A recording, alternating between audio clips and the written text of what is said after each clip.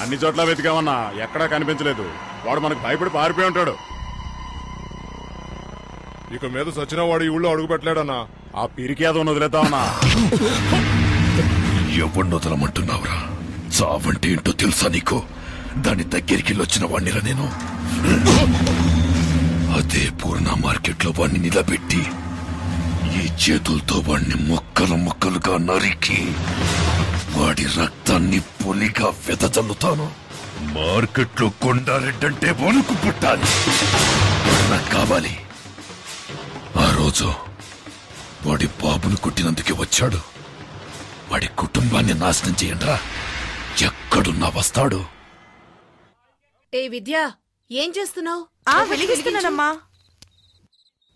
ఇంట్లో ప్రతి పని నేనే చేయాలి, ఎవ్వరూ లేనట్టు. ఏమైంది విద్యా? ఏంటా శబ్దం?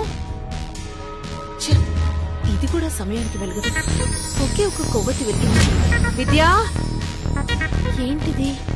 కప్పులన్నీ కింద పడిపోయినట్టున్నాయి. విద్యా, విద్యా, ఏం చేస్తుంది ఇది?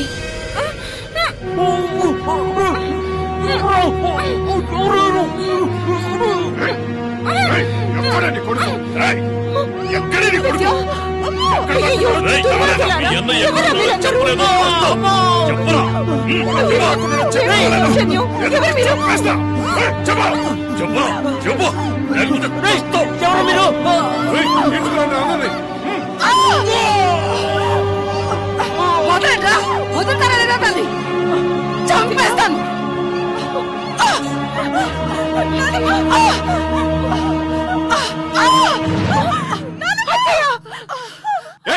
ఎక్కడ చెప్తావా లేదా?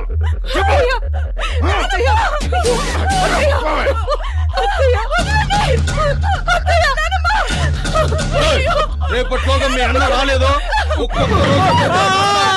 చెప్పు. చెప్తావా లేదా?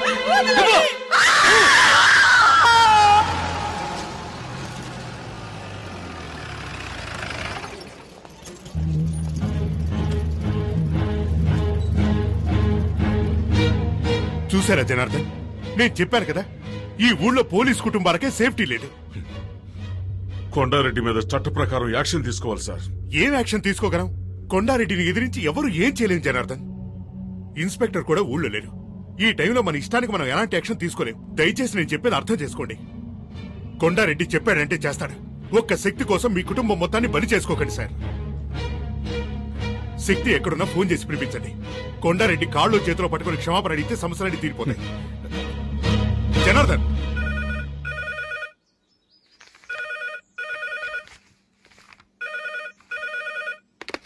హలో. చెప్పమ్మా. తిన్నానమ్మా. బాగుందమ్మా. నిన్నే కదమ్మా వెళ్ళావు. నేనేమన్నా ఒంటరిగా ఉన్నానా? నాతో శక్తి ఉన్నాడు కదా. సరే, రేపు నేను స్టేషన్కి వస్తాలే. బాలు, నేను ఫోన్ చేసుకోరా.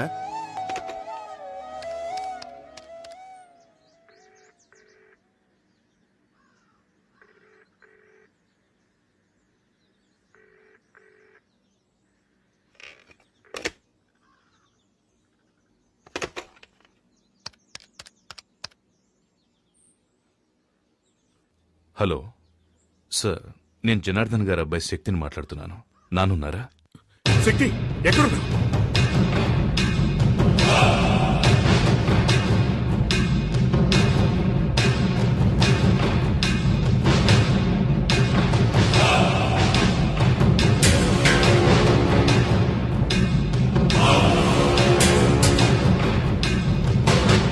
టీ కాఫీ రెండు కలిపి చేశాను, తాగే.